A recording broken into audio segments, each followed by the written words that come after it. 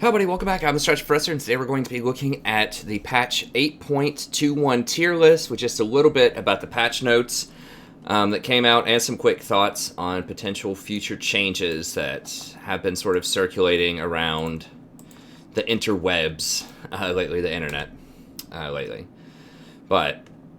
So first of all, we're going to talk about the patch notes, and we're going to talk about potential future changes, then we'll talk about the tier list itself at the end. If you just want to skip around, you can always find timestamps in the description to jump to your favorite part or to listen about your favorite champion, and you can access this Google Doc in the description as well. So it'll probably be a long video, but you can jump around and skip whatever you want to skip. You don't have to watch it all in one sitting either. Watch 10 minutes today, 10 minutes tomorrow, 10 minutes the next day, and then boom, eventually you'll get through it. Okay, so let's go ahead and look at the patch notes here and see what happened. There's not that much that's eventful on this patch notes that I could tell. There are really three major ones that I want to talk about, just Brand, Heimerdinger, and the Resolve runes. I don't want to spend a ton of time rehashing this because I don't think this is going to impact the meta too much. Now, there is something that is impacting the meta, and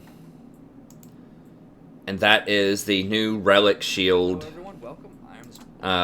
New Relic Shield changes. So check that out if you haven't yet. I think that's under this Targon meta one here, and I'll go ahead and link it in the description. I forgot to link it until I just now mentioned it. But that's what's really happening in the meta over the last week or two. People have figured out like the interaction between Targon and just all these other healing things. Targon, Scorch, Overheal, and Fleet Footwork in particular, and why that's making Vayne and Twitch really oppressively powerful right now. Then Ezreal's still really good too. So I'll go ahead and put a link here for you. So that's what's really been happening over the last couple of weeks. It's just people kind of discovering these things. And that's really what's starting to shape the meta. And that's what's going to continue to shape the meta over this next patch, I think. But these notes themselves aren't going to do that much, I don't believe. So let's go ahead and get in here, though, because there are a couple of changes. Okay, so the biggest one that might actually change the bot lane AP meta is Brand. So now he deals 4% of the target's maximum health instead of 2% with his passive. And then when you chain it all together, it goes up to 25% of their max health as bonus damage when you land 3 spells on them. So you get 12% of the max health stacked 3 times over spells. And then it deals up to 12 to 16% max health when it explodes, and that can hit everybody. So that's quite a lot of extra damage on Brand. That's a lot, because a lot of his damage comes from his passive and from that explosion. So he already did a lot of damage, and now he's going to deal any more. I saw some articles saying that he might be like the control mage mid lane. I don't think so. Because this doesn't solve some of his core problems in the mid lane, which is that he has very low mobility. He has a very unreliable stun. That's a line shot E that can be blocked by creeps, easily flashed.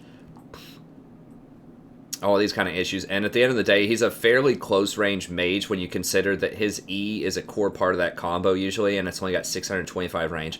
So unless you hit him with 2 skill shots, a W plus a Q long range, which can happen, it's really hard to execute that against a competent mid laner because they're going to be sitting right there watching you the whole time expecting skill shots.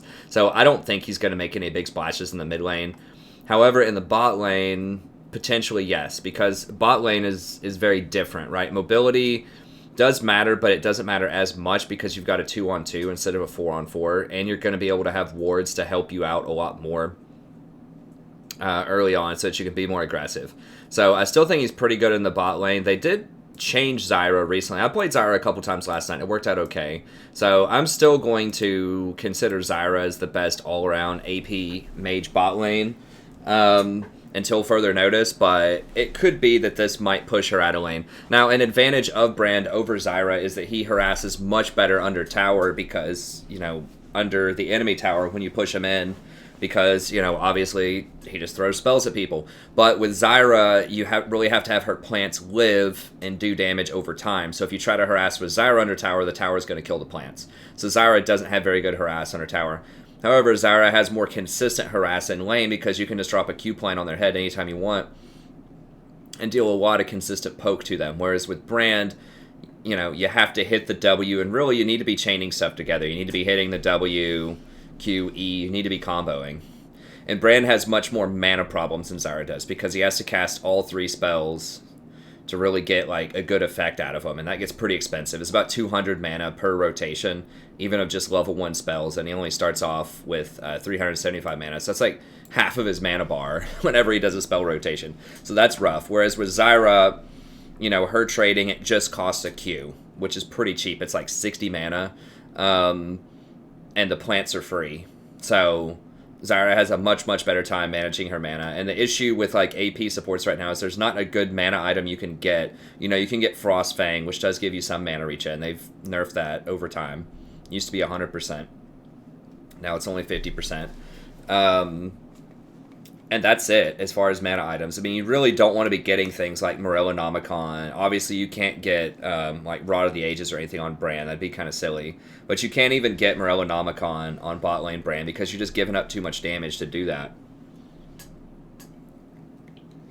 So that's problematic. So he's okay, but and the fact that they nerfed Mana Flow Ban hurts him more so than Zyra. So he's okay. You'll see people trying him out. I think he's much better in Bronze and Silver, where you can actually hit the skill shots on people consistently.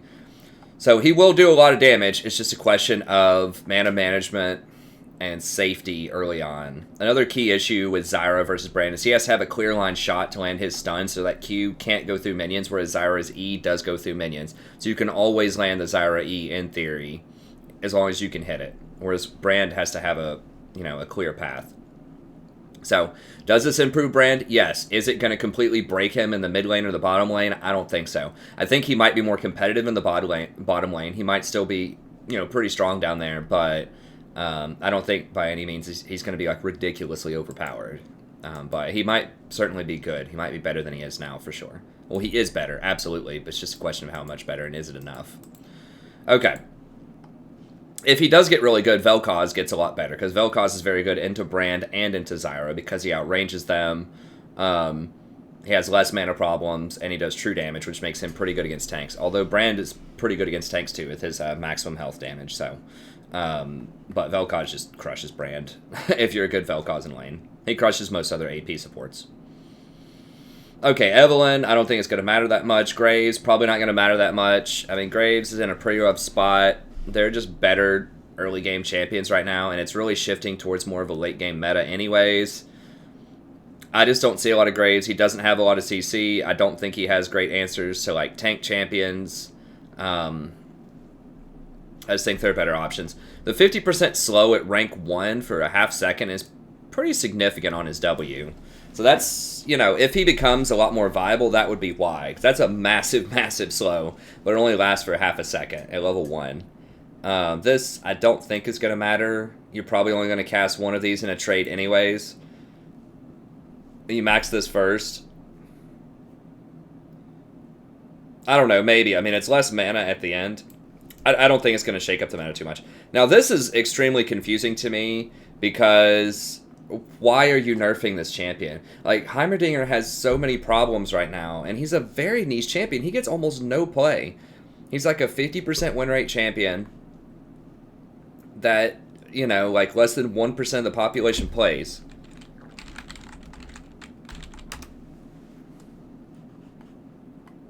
I mean, let me see.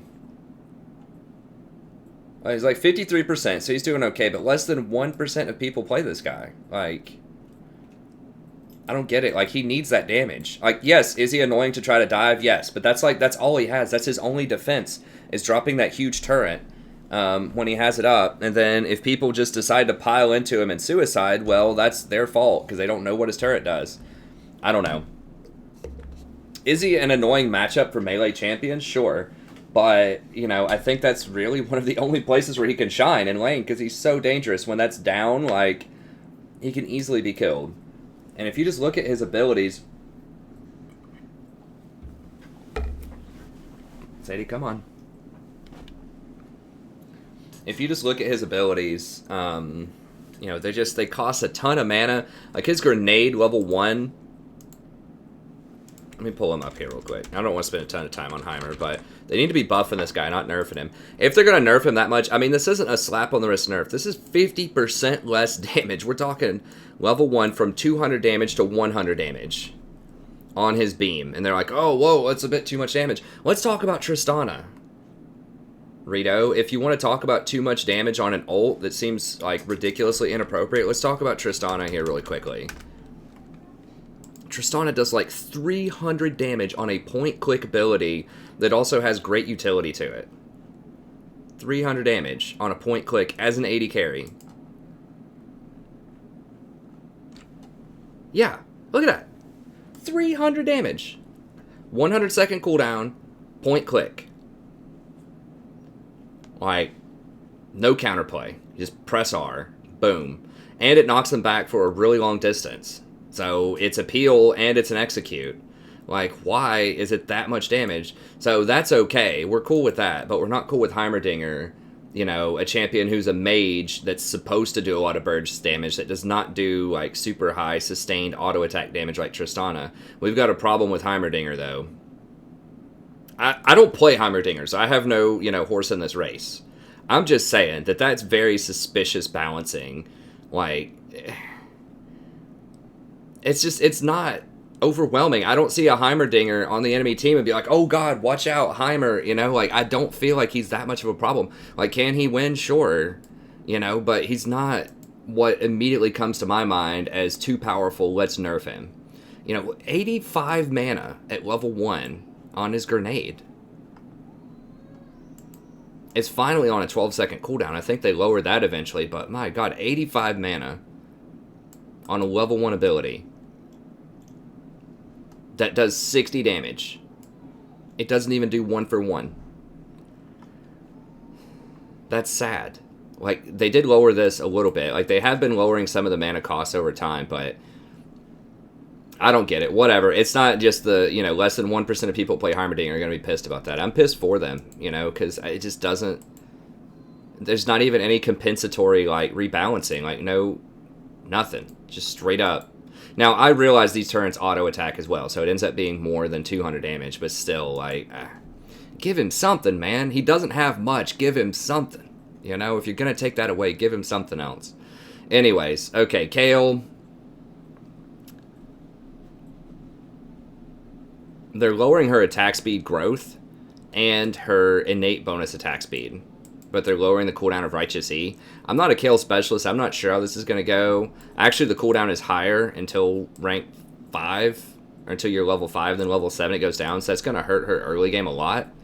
I mean, Kayle is number 1 in mid and top right now. But once again, she's played like 0.5% of the time. So I don't really know. Like, it just seems like that's a very odd change or nerf. I feel like there's more pressing issues right now, like Vayne.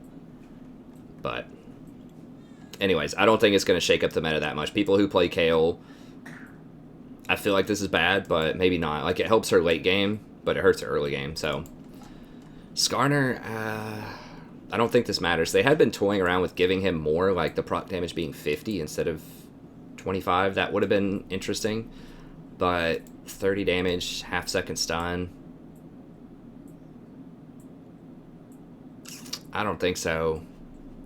I mean, maybe, but I just think he gets kited too easily by most people. He just tries to run at people. I mean, if he has flash, he's useful, but if he doesn't, he's kind of worthless. Like, if I want to play, you know, something with some good lockdown that just can, like, chase people down and disrupt and do some decent damage, I just play Warwick. Warwick's tankier, he has more sustain, he has better, like, innate CC about him, better scaling, better itemization. If you want that type of champion that just runs around and just kind of picks people off, I think Warwick's probably one of the best in the game. Okay, Syndra, I don't know a lot about these. Dark Spheres that didn't damage Unleashed Power's target now properly enter. I don't know. I'll have to see it in action. I can't tell. This is like really intricate stuff. See, I don't know what the word funky means. Like, that's not something I can analyze. Syndra's movement no longer becomes funky for a few seconds, like 3 seconds, if Unleashed Power's target dies before all spheres have fired. So was she just like basically like unable to move for 3 seconds? I don't know what that means. I mean, that could actually be really, really big. If you, like, couldn't really control your character very accurately for 3 seconds after you kill somebody, that's a problem. Maybe that's why people haven't been playing her. I've been wondering. I've been like, it seems like she'd be okay, like, in this meta in some matchups, but you just never see her anymore. And I guess this is why, because there were just so many problems with her. Sadie, now don't tear up that book. I'm gonna fix that. Here. There you go. I can lay on it. She likes to lay on my notebooks, but sometimes she claws them. Okay. Zoe, I don't think Zoe's going to matter that much. Not being able to pick up Gunblade is nice. That probably shouldn't have been able to happen anyways. No, I don't know. This is like under the cover stuff. This is like quality of life, like downgrades. Takes longer to register Zoe's new position. I don't know what that. I don't know what longer means. Like they aren't saying like 0.1 seconds or 0.2 or anything. So I don't know what that means.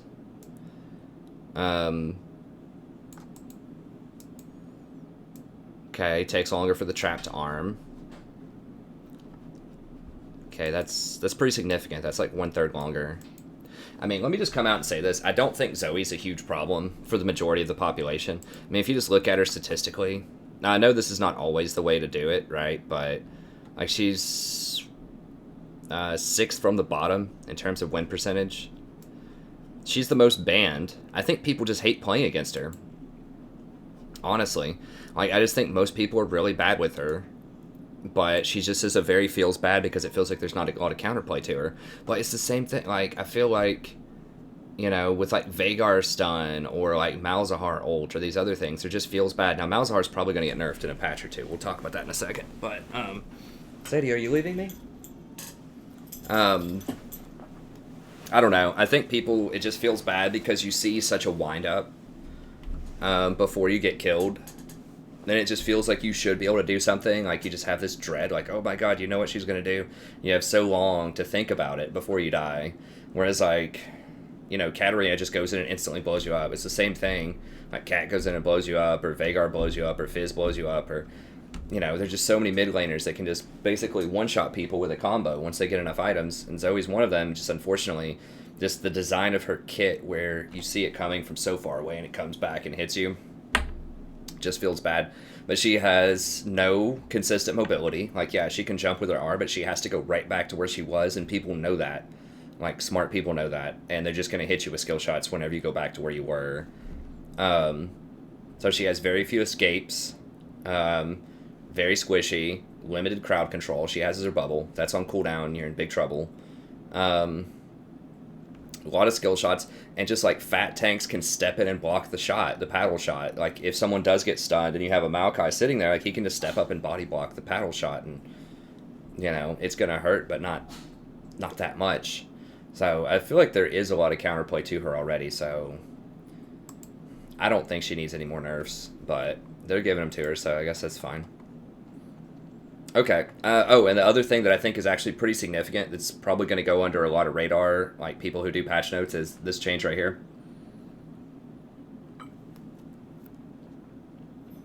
Basically, if you ever go Resolve, you're not going to get the full health anymore. You're not going to get the full 130 health. You're going to get 65, so you're going to get half of it. And then you're going to get some other stat. So if Resolve is your primary, and you go Domination, which is most common, what I recommend, if you want Zombie Ward plus Ingenious Hunter, you're going to get either Ability Power or Attack Damage, and only 65. So that's really good for like Rakan and Janna, and that's really bad for things like Shen, Leona, Tahm Kench. They don't want Ability Power. They don't want attack damage. I mean, they have very low ratios on those things, but Rakan and Janna have really high ratios.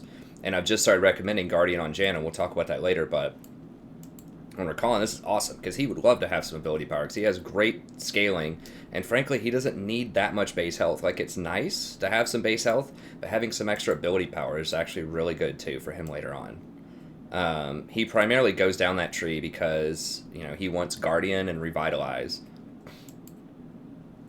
So now this will, this is definitely good for those two. and bad for the pure tanks that just don't have any ratios or any scaling. That's basically what it comes down to. This also opens up the potential for AD carries like Vayne or Twitch to itemize into Resolve as your secondary tree. So you would go Precision into Resolve, and you get 9% attack speed and 65 health. In addition to, I forgot how much attack speed's worth in terms of gold. It's 15. I think it's 12 attack speed. Let me see the math on this. Pretty sure it's 12 attack speed for 300 gold. It's like 15 or something. 25 a pop.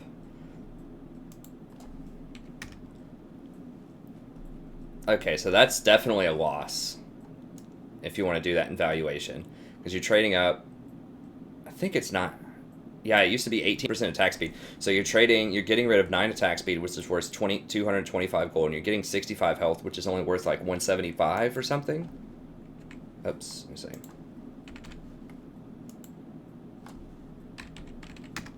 173. So yeah, you're losing about 50 gold worth of value on that if you want to do that as an 80 carries. That's actually a much less attractive option than it was. So maybe not, but I was thinking like, if you're in kind of a tough lane and you don't mind losing a little bit of attack speed early, then getting 65 bonus health in addition to being able to take Second Wind plus the Flat Armor rune could actually be pretty huge. Or taking the Tenacity rune or something could actually be really huge on something like a Vayne or a Twitch. His Second Wind gives you so much extra sustain in lane, as if you need it.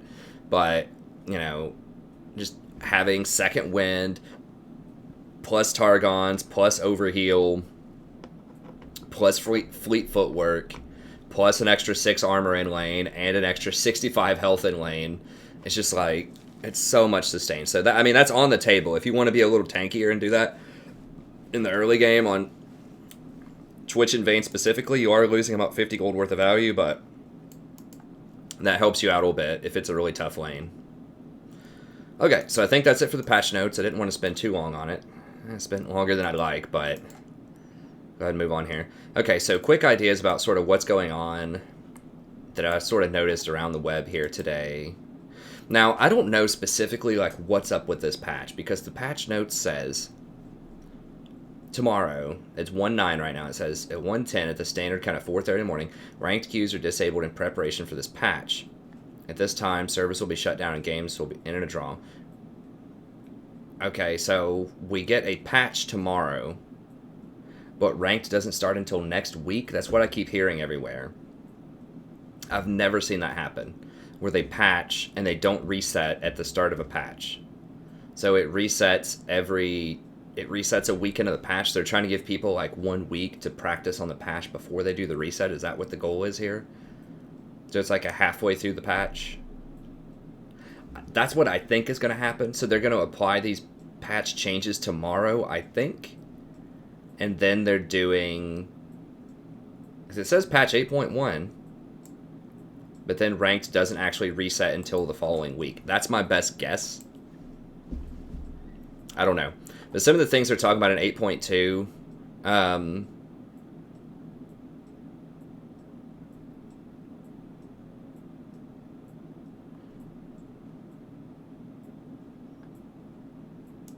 Okay, well, we got the patch notes, so we know.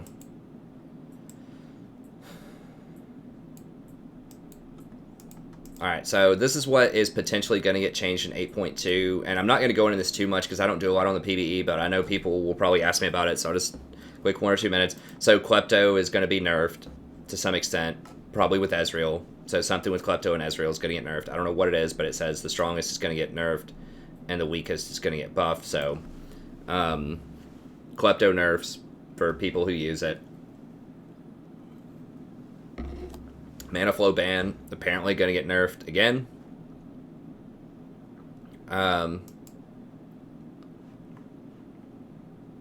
Runic Echoes is going to get buffed for AP junglers. Relic Shield might get, on non-supports, might get nerfed. It will be. It will be. It's abusive or appropriate. It's obviously abusive. Twitch and Vayne are just way too strong with that. Now, they are nerfing Vayne directly. So that'll be nerfed. Ezreal will probably get nerfed if Klepto changes don't hurt him too much. Ornn, Kha'Zix, Malzahar, that's great. Get that clown out of here. Zoe. Malzahar's the real story. People cry about Zoe, but Malzahar's the real, like, super annoying mid laner. That's pretty OP in a lot of matchups. And Blitzcrank, oddly enough. I guess people in, like, lower elo, like, I don't know. I don't know why Blitz is nerfed. Like, Blitz has been Blitz for, like, ever. I guess he does have a very frustrating playstyle, but, you know, he's do or die. Like, that's just his whole identity. Either you hit the hook and you dominate a game, or you don't and you're completely worthless. So that is Blitzcrank. And I don't know. I guess we'll see. Champion buffs, Nunu and Victor. That seems extremely random and weird, but those are two of the worst champions right now, so it seems appropriate. They might also buff Trend and Yi. Those champions... Yi's fine. Trend could probably use some help, I guess, but those are very dangerous champions to buff. And Fiddle will probably get a buff, which is good. Fiddle needs a bit of a buff. Okay, so that's pretty much it. So yeah, they are looking at Vayne. Like, the ones that I'm kind of excited about are Vayne getting nerfed and Malzahar getting nerfed. Ezreal feels like he's okay to me. I mean, in, like, challenger level play, maybe he's a little over the top still, but in, like, normal play, I feel like he's fine. I do think that Malz and Vayne need it. Now, a consideration here is Twitch is going to be really, really good, because this is Twitch's competition, is Vayne and Ezreal. I mean, if they nerf Relic Shield stuff to where Twitch doesn't get a free pass in lane anymore, maybe it's enough, but nerfing his main competitors here, especially Vayne, is going to be a big issue, potentially. Because Twitch is just on nobody's radar. He's like the best AD carry that nobody talks about.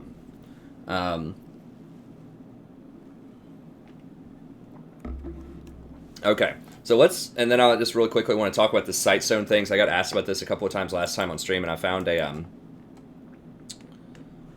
dev corner that just talked about it. They just mentioned it 5 hours ago. So what they're doing with Sightstone, and once I get more information about this on, like, the PBE, or definitely once it comes to live, I'll have an entire video specifically on this. I don't know all the details yet.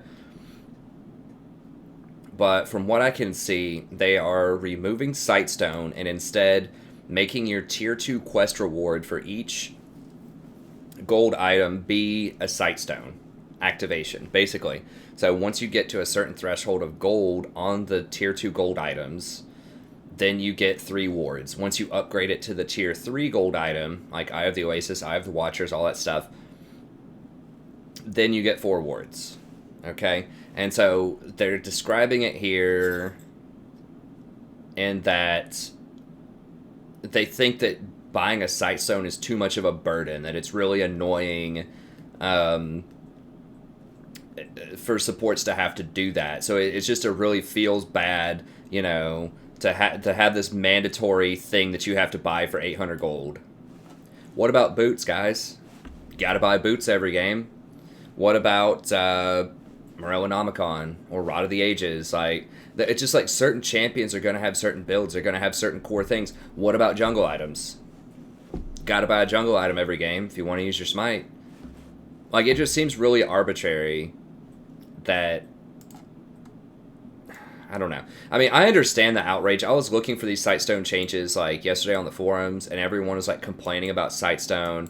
This is something that especially lower elo supports get flamed about all the time, because they won't buy Sightstone, and they'll be like, well, why should I have to buy Sightstone? I don't care. I want to go buy cool items, you know, instead of Sightstone. And then, like, you'll occasionally find a challenger, like, I can't remember his name, Stunt or something, who, like, doesn't buy Sightstones in solo queue, and they'll be like, see, look at that challenger, he didn't buy Sightstone, that means I don't need to either. It's like, Vision is one of those things that's a very higher order thinking aspect of the game that a lot of people just do not clearly understand, like, or respect the power level of. Vision is the most powerful asset in the game. I mean, I think that Vision's even more powerful than gold a lot of times, because it doesn't matter, think about it, it doesn't matter sometimes how much your team is up or down in gold. If you get the right pick at the right time, you just win the game. If you have Vision and you catch somebody out at 45 minutes into the game, You kill one or two of their people, that's it. That's game. It doesn't matter if you're down 20,000 gold. If they're just randomly walking through your jungle and you have it warded and they don't, and you all stack in a bush and you get the first hit on them, you guys engage and fight them, you're probably going to win, and then the death timers are going to be so long, you just run it down middle and kill them. Or you can bait Baron. Someone tries to go check Baron, you kill them that way. Or they don't have vision on Baron and you get a free Baron and win that way. Vision is so crucial and determines so many games. But it's not cool, it's not flashy, you know, you don't see a huge, like, number show up whenever you have vision. They did give a vision score to try to make it cool, but people don't care most of the time. But, and this is a structural problem with support, is a lot of people get auto-filled into support who don't have the support, like, mentality. They don't have the support frame of mind. They don't understand that you can win games of League of Legends without having the most damage or the most kills. And some people do understand it. They just don't care. They just don't want to play a game where they don't get a lot of kills. So I get it, but this is, I think the vision problem is not a Sightstone problem. It's just a structural aspect of the game that you just have way more people that want to play other roles than want to play support. And people just don't have the support state of mind, I feel like. And I'm not sure there's anything they're ever going to be able to do about it. They have made support a lot cooler and a lot better over the last years. They're trying to make it more fun. So I like that. I just think this is a very, very dangerous change to make. And I'm going to explain why here in just a second. So I don't like this change. And the reason is it's going to get abused by other lanes. And they know that. They say that. We're going to have to keep an eye on this from other lanes. Other lanes are already getting, like, Targon's Brace. They're already getting Frost Queen's Claim in other lanes. Because it has the Bandit on it, where you get the extra 3 gold. Because they move that from Masteries onto this item. If you move this onto the item, then everybody's going to have wards. And there just might as well not even be a jungler at this point. You know, if you get to, 30 minutes into the game and 4 people on the team all have Sightstones. I mean, that sounds cool, like everybody gets vision, but that's so much vision. That's too much vision. That's like Season 2 vision again, where like the support just buys 50 wards. I mean, they won't have to spend that much gold on it now, but I mean, maybe they'll be able to pull it off with the implementation. But here are, you have to keep in mind that you have to have a price for vision or everybody's going to get it, right? Because vision matters. Like, it's not a stat, it's not attack damage, it's not magic damage, but there has to be a price. You can't have a super efficient item that's just, like, really cool to buy that does something other than give wards most of the time, I think, because then it's going to be too powerful and everyone's going to get it. So there always has to be an opportunity cost for vision. It's going to be an item that just can't be that good because it gives you so much vision. So what they're going to do is they're going to water down the other gold items. They're going to water them down so much that no one other than supports are going to want that item. And that's it. And we're going to be back to Sightstone. So it's not going to be called Sightstone anymore, but it's going to be a gold item that's just really trash until you complete the quest for 500 gold. And then all of a sudden you have vision with it, and it kind of makes it worth it. So that's what they're going to end up doing, I think. So they're going to make something like... And the thing that's going to get hit the worst is going to be the Targons. Because they're already going to have to nerf Targons one way or another because people are abusing it. And so tanks are going to lose in this big time off of this change. And that's what would get abused in other lanes too, most likely. So Targon's is going to get abused. Frost Queen's going to get abused. Coin, probably not, because Coin already has trash stats on it. Like, you can't really nerf Coin any more than it's already nerfed, except for the gold generation. Like, that's it. So, other lanes are probably not going to buy Coin. But they might buy Frost Queens, because that has decent stats on it. And they might buy, something in Targons. So, that's the issue. So, those are going to get nerfed a lot, and so Coin is going to come out victorious, and Janna is going to come out victorious, and Rakan. So it's like any way that you do any sort of balancing, unless it's a direct nerf to Janna, Janna wins. Most of the time, that's what it seems like. Because they have to nerf all of the tank stuff. Just tanks can't have good toys. Tank supports can't have fun toys because everyone else ruins it. That's just how it's just about always been for League of Legends, because tanks and other lanes ruin it. But there aren't enchanters in other lanes that are very viable most of the time. They just nerf those things into the ground. They like just crush their AP ratios, like Lulu and Karma. Like you do have Ivern, who's kind of an enchanter, but that's a different story. So you're not going to be able to get Ruby Sightstone anymore, which is bad for tanks. Targon's not going to have a shield. None of them are going to have their quest rewards anymore. So Targon's not going to have the shield. You're not going to have the movement speed off of Frost Queens, and you're not going to have the people move faster when they move towards you with coin. And Targon's is the best of those right now. So tanks lose more than other people. There's going to be no Face of the Mountain active. This is the one that people actually get. Most supports don't get Frost Queens. So Frost Queens is not going to have Ghost. And most people don't get Talisman. Talisman's not going to have the active. Rakan sometimes can use the active, but it's fine. He can get other stuff. It's not a big deal. But Face is actually integral to a lot. Like, Face Ruby is integral to a lot of tank builds. And Eye of the Equinox is the worst forward item because it's too expensive. So that's why hardly anybody gets that item. Everybody goes Ruby plus Face. And you're not going to have Vision until 500 gold. So you have to get 500 gold off of your item and upgrade to the tier 2 quest item before you can get any Vision. So even with, like, the most gold efficient thing, which is probably still going to be coin, even at like 45 gold per minute, if you get like 1 gold coin per minute. Oops. Oh, if I could ever like type correctly. Something like, it's not quite 11 minutes, but you know, it's going to be something like that. It's going to be like 10 minutes. Somewhere like 9 or 10 minutes in the game, you're not going to have any vision. So that means that the jungler is just going to be able to run wild for the first, like, you know, 9 minutes of the game, at least. Like, you're not going to have any wards unless you buy control wards. So you can get 1 ward down. I mean, I guess you'll have your 1-minute wards. That's going to make zombie wards way better because you're not actually going to be able to have a Sighstone. So zombie wards are going to be extremely powerful. So it's just going to be a lot harder to keep vision down for the first 9 minutes. And that means that unsafe supports like tanks, engaged tanks that really love to go and fight, Leona, Shen, Alistar, stuff like that, it's going to be a lot more dangerous for them because they're not going to have as much vision. You know who's okay with that? Janna and Rakan. Scaling supports in the bot lane are perfectly fine with chilling most of the time. Rakan can still engage, but he can also escape. Rakan's the safest support, and Janna is also one of the safest supports. So they're going to benefit the most off of this. And then AP supports are kind of a winner too, because now they don't have to buy the Sightstone. And that's what they're trying to do, like, undercover, is they're trying to make AP supports cool so that people want to play supports. They can have, you know, highest damage on the team as Zyra or Brand or something. So, I mean, the big winners there are AP supports because they don't have to buy Sightstone. They can just buy their tier 2 gold item and just move on with their day. So that's great for them.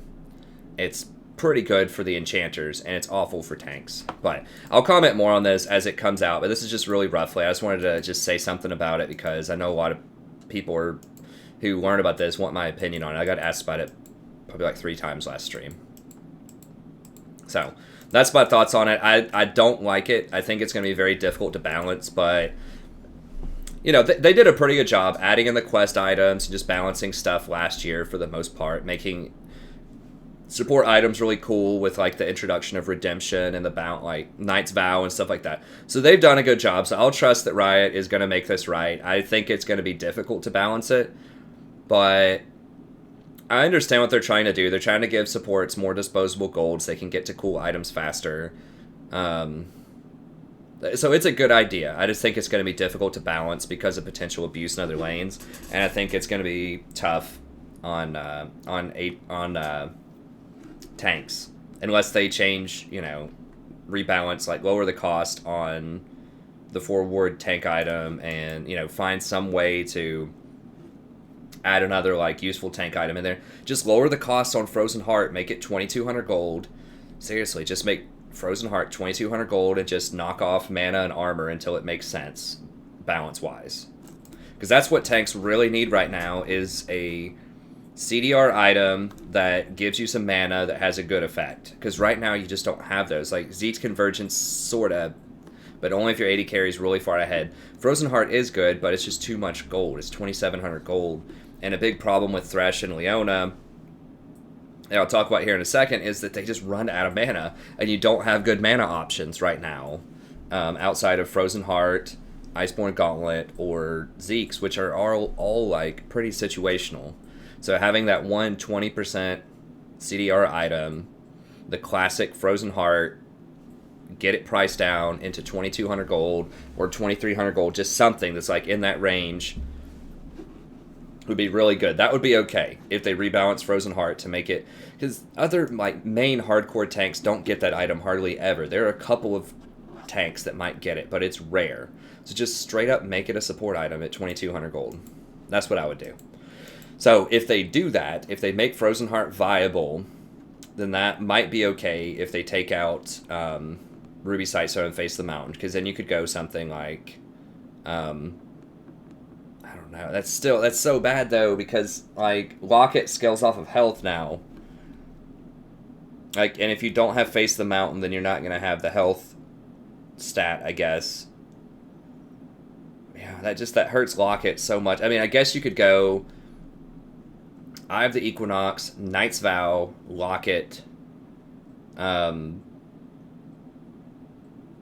Frozen Heart.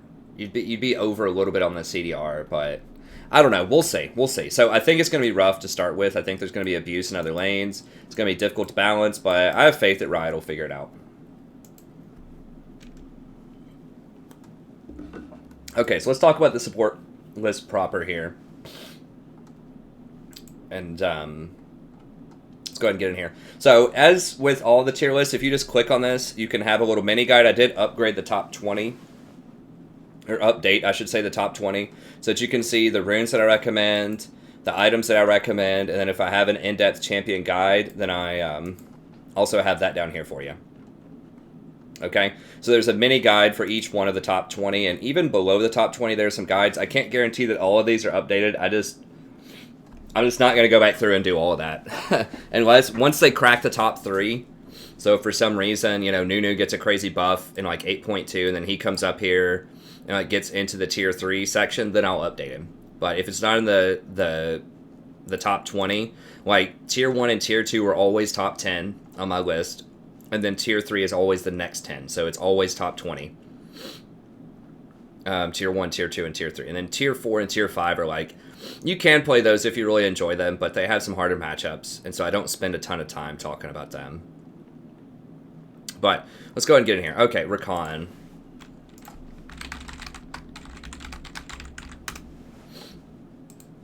So I just did a new Rakan guide. I think Rakan's the best right now, and the reason is he is an engage, and he also has really good peel and really good scaling, and he's extremely safe. So there's just not a lot of champions out there that have a kit that's as versatile as him. Thresh is probably about one of the only ones, but Thresh's main issue is he just doesn't scale that well because he doesn't benefit from plus healing and shielding and AP scaling. I'm going to have an itemization video up sometime this week before the start of Ranked proper to explain scaling. Again, I've done that in like 2 or 3 videos in the past, but the main reason that you see champions like Janna always near the top of the list in terms of win rates overall is because she scales really, really hard.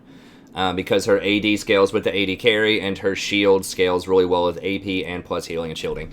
Now, they have not done any recent nerfs to plus healing and shielding. There's been a lot of misinformation out there. I've seen some videos, it might have been like Fi and Red, and a lot of these other videos were saying that Ardent, Redemption, Mikhail's, all of these things got nerfed. And they were toying with that on the PvE, but that has not gone through. That is false. Mikhail's still has 20% plus healing and shielding.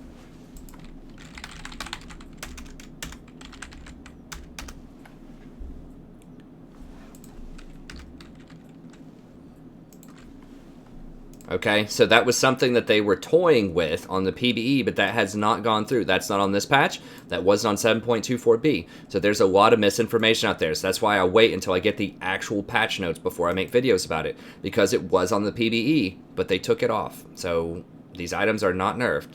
It was going to take them down to 8% heal and shield power.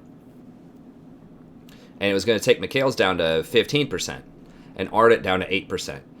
But that hasn't happened, okay? So just be aware if you're looking at other people, you know, for some ideas. And I watch Fi's stuff, I watch Red stuff, I love it all, but they try to get the scoop. They try to be the first person to post the video, and a lot of times that means they don't have the fully accurate information because they're using the public beta info. You have to go to somebody who actually is reading the real patch notes to make sure that you're getting an accurate thing, because that's really, really important for the meta. If they nerf the plus healing and shielding, I think Rakan would still be good, but it would definitely hurt him quite a bit. But yeah, Rakan's deal is that he is very mobile, really high ratios. As I said, he has a 0.9 here.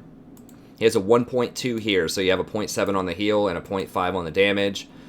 His shield happens twice. Don't forget that. The shield looks dinky, pretty small.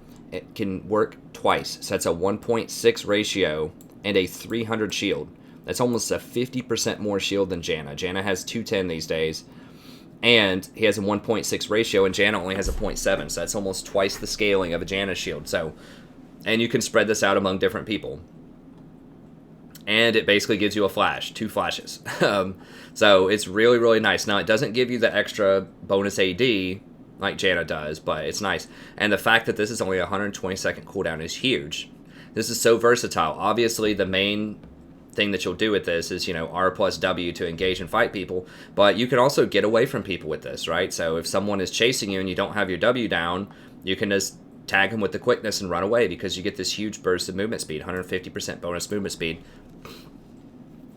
when you tag somebody. So there are sometimes where I just have to, in an emergency situation, just quickness tag them and run away. You know, other combos could be, if you don't have time to get off a full W and you need to get a shield, you know, you can start quickness and then shield to somebody. It will stun, or it will charm them, because you pass over them with the shield, and then you can W them. So sometimes if it's hot, you can do that. Sometimes if you're running in and you think you might be late, you can just go ahead and activate this really early and run at them to close the gap, and then press W after a couple of seconds.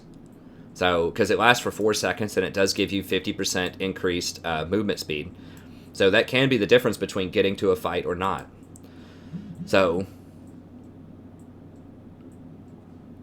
there are a lot of potential uses for Rakan. So he has, like, okay sustain in lane. He gets this shield periodically, and he can heal himself and his allies, Gleaming Quill. He's not that great in terms of poke. He can still get poked out, so he doesn't have, like, the most blisteringly oppressive early game possible, but he's okay, and he does have really good, pretty good engage with his W. Not quite as, like, point click as Alistar, but it's still pretty good. And just the big one is his mobility. Like, there's so many times you can just get to places to help your team engage. So, you know, if the jungler's coming in, you can E over to your Lee Sin. Like, Lee Sin E's to go over next to somebody. You can E onto the Lee Sin, and then after they flash, then you can W, you know, knock them up, and then just keep bouncing around and getting closer. So he's great with other champions that are also mobile, because it helps him move around.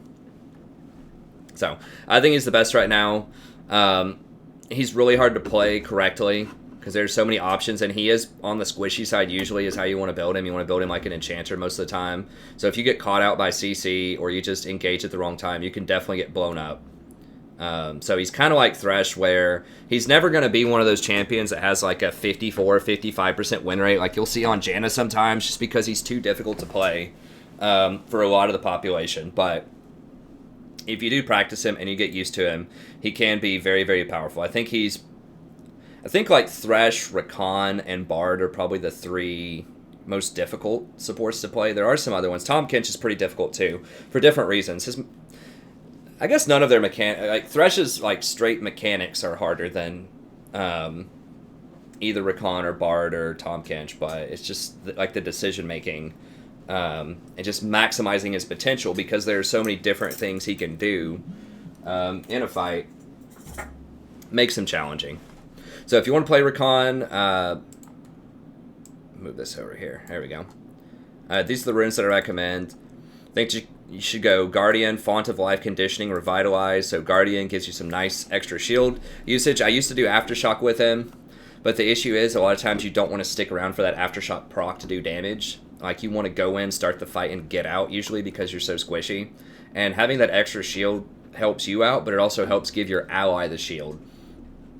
which is really huge, and it gives you an extra 1 second of move speed, maybe it's a second and a half of move speed, and it gives that to your ally as well. So I think that Guardian is definitely the way to go here. And just Rakan in general is not going to want to fight like every 20 seconds in a lane most of the time. He's just not going to have the mana for that early on. So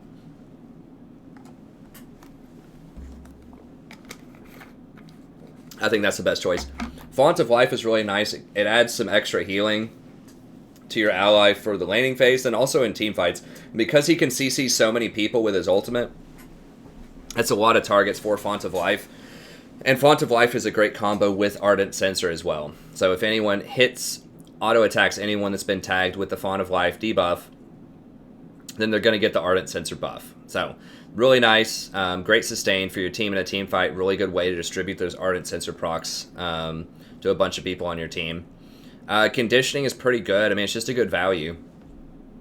Get an extra 10 armor, 10 magic resist, in addition to having some percentage bonus. I don't remember exactly what it is, but it's just a really good value rune.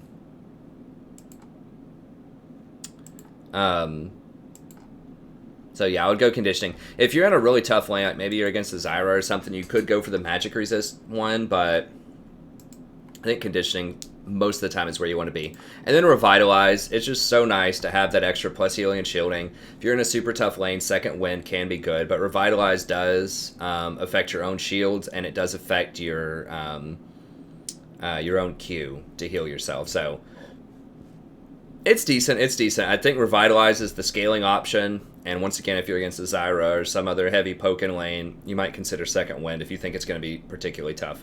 And then Zombie Ward and Genius Hunter, I've explained a ton. Any support that's not an AP support, you need to be going this.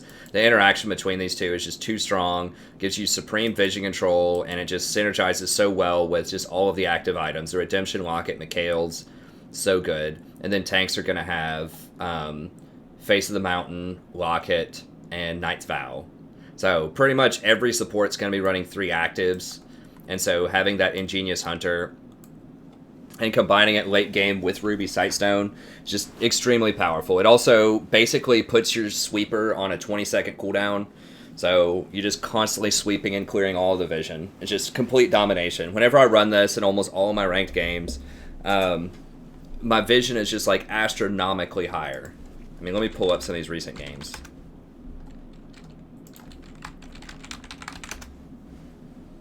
Even in games where I lose, it's just like insanely higher vision than other people, right? I have 49 wards in a 28-minute game, right? This guy had 21. 64 wards to 36. I mean, I double them up on wards most of the time. I get a lot of times at like approaching 2 wards per minute on average. See, this one, I only had 19 wards because I didn't have it.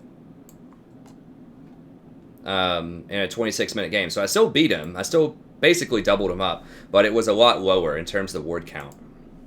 So you're going to see like the difference here. This one's 37 to 18. And I didn't even get the Ruby Sightstone until much later. So yeah, I mean that's the deal. It's so much vision. It's just an astronomical amount of vision. You might say, well, those are zombie wards, but you know what? Zombie wards see things. They see a lot of things. So it's just too powerful. It's just a really good combination with the items that you're going to get, and really good for vision domination. Okay, so who next? So I think Rakan is the best just because he's the best all-around, most versatile, because he's both engage and scaling and has decent peel and really good itemization options. Although he's not ever going to have a super high win percentage. Okay, Janna's in terms of like the overall population, because he's just too difficult to play. Janna's another one. You know, if you've ever watched the channel at all, you know Janna is really hard to hate out. She has been nerfed several times in the preseason and near the end of last season, but it doesn't matter. She's back. So,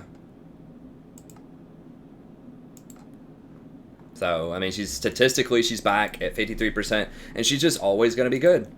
I mean, it's really hard to hate Janna out of the meta, and the reason is she just has so much peel. Anytime that you have kind of a passive farm meta, which is what we have right now with the Targon meta, in the bot lane, most of the time, then she's just going to be good because she scales so hard into the late game. Because the shield still has a 0.7 ratio on it, and it still gives a lot of bonus AD. Your ultimate still has, an insane amount of healing that you can spread to your entire team. It is kind of on a high cooldown, and it knocks people back. That's something people forget about, is it just pushes everybody off of your AD carry and basically heals them to full for 3 seconds. So, in a fight, and this happened in the game that I played last night with Janna, they had all of these assassins. I don't remember how fed or what it was. It could have been Talon. I think it was Talon. It's either Talon or Zed. If a fight's breaking out and they're trying to dive your AD carry, if you just press Redemption where your AD carry is, lock it, shield them, press ult, immediately there is no way they're bursting somebody through that. Most of the time, that's so much. It's 3,000 extra health. There's no way they're killing them. And then they just wasted all of their cooldowns, and the AD carry just kills them.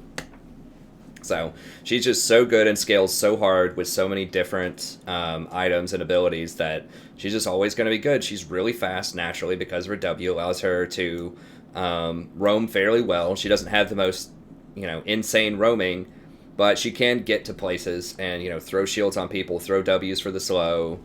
She can get there and influence fights because she's so fast.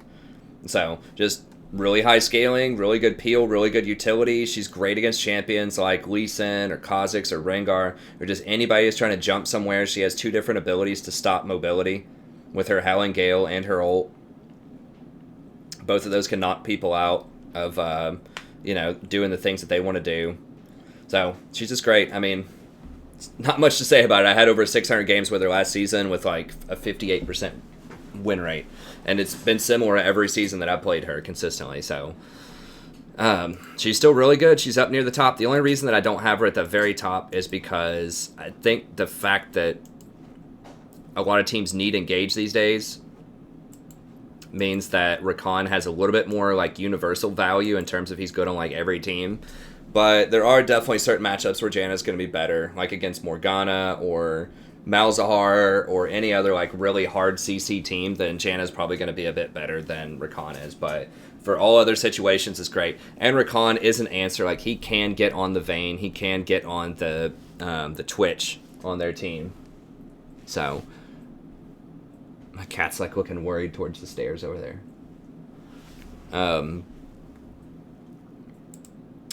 But anyway, so those 2 are really good.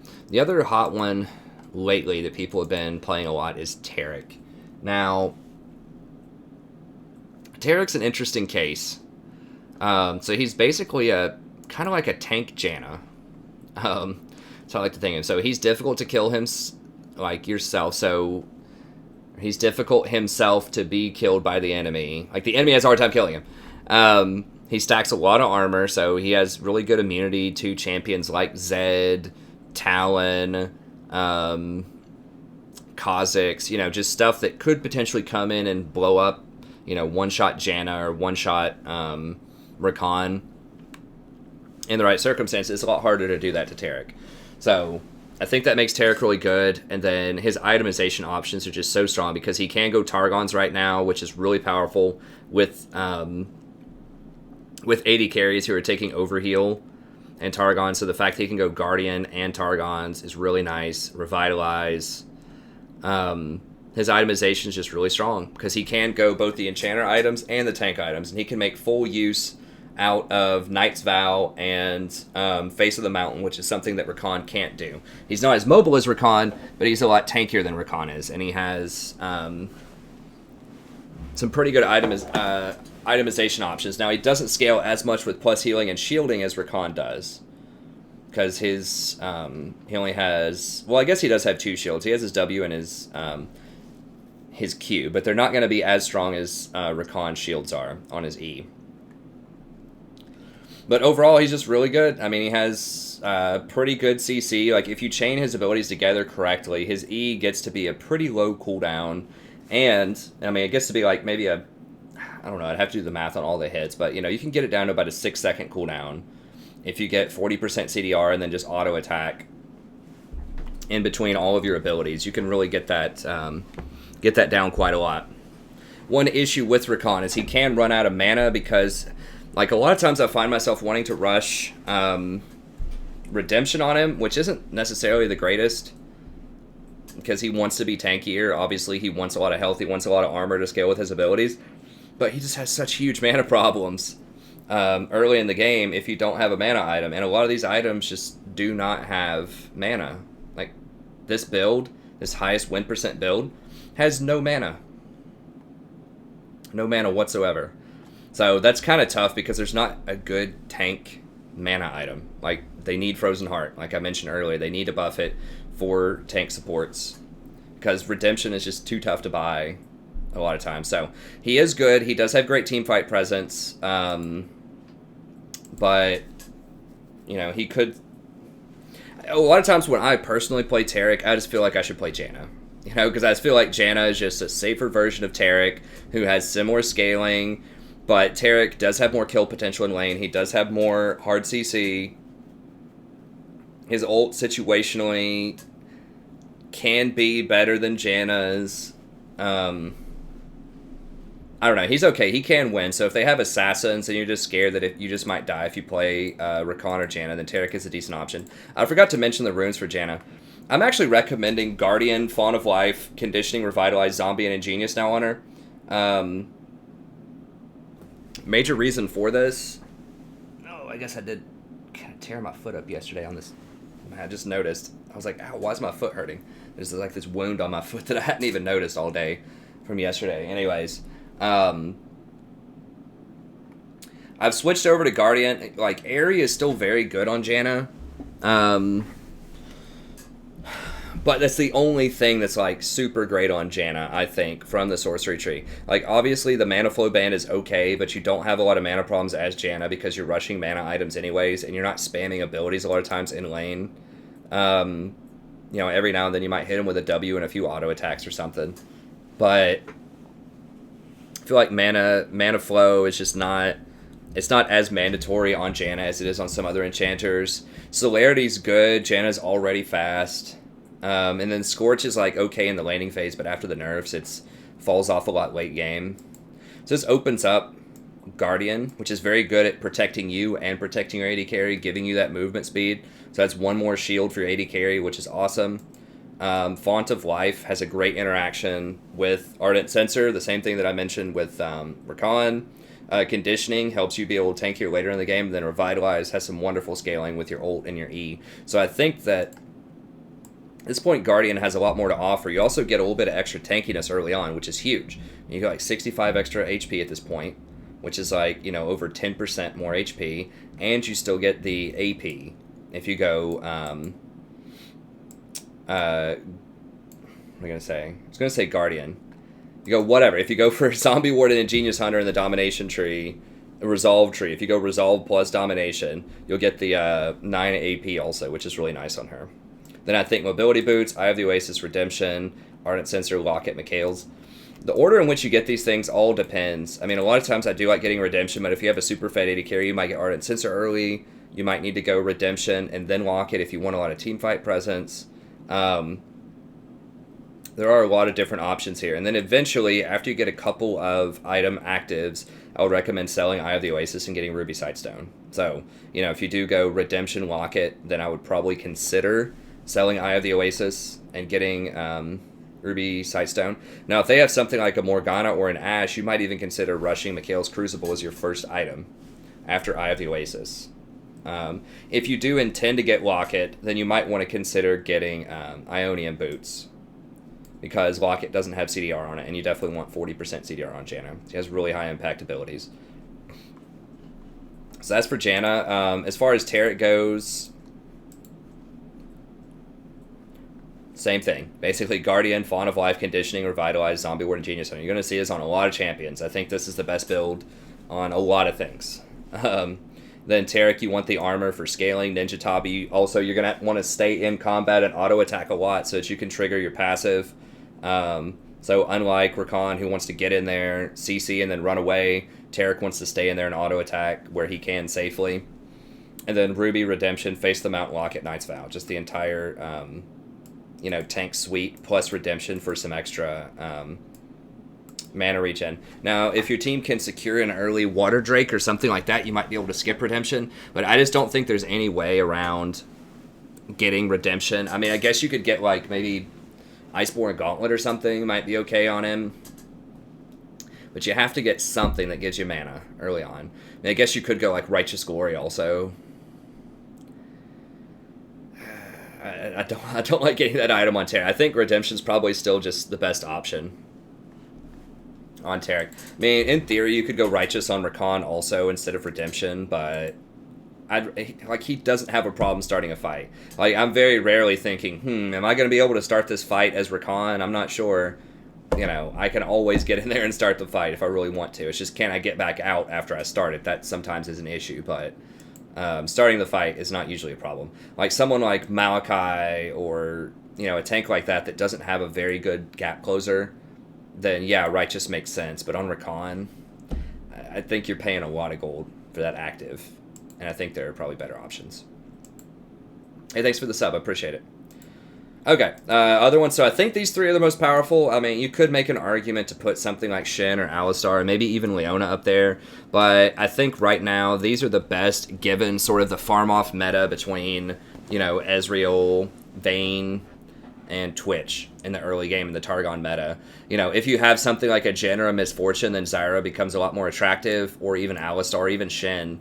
You know, if you happen to have a super early game comp, those champions will be better. But in terms of just like, in the abstract, assuming that your team is picking either Ezreal, Vayne, or Twitch, I think those three are going to be the best. If they're not picking that, you might be in trouble. But like, you can still win. I won games with Jen yesterday. I had like 3 or 4 Jens in my game, and I ended up playing like, I think, Zyra with him quite a lot. And it worked out. So there definitely is some variety. It just depends on the team comp. But I think that overall, you know, if your first pick and you have no idea what either team is picking, then going for one of these champions is probably going to be your best bet. I think they have the least amount of counterplay.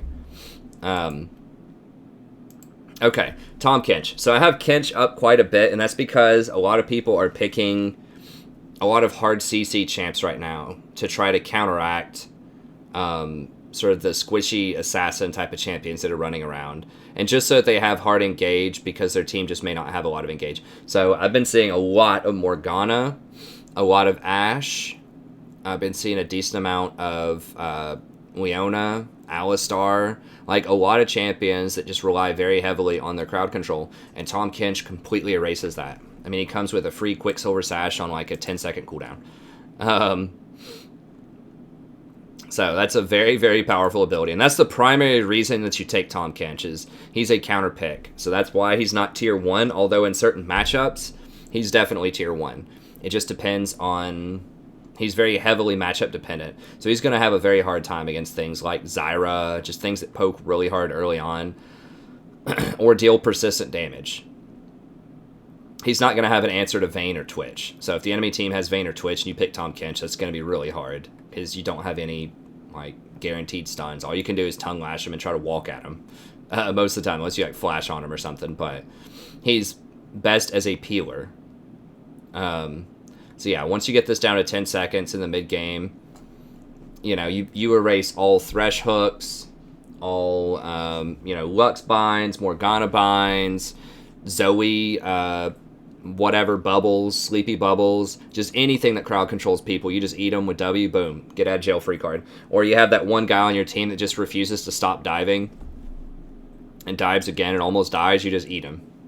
Boom. So it just allows your team to be very crazy, or to get hit with, or very stupid, or both, to get hit with a lot of skill shots, or to be overly aggressive, and you can get him out of situations a lot of times with his W, which is really nice.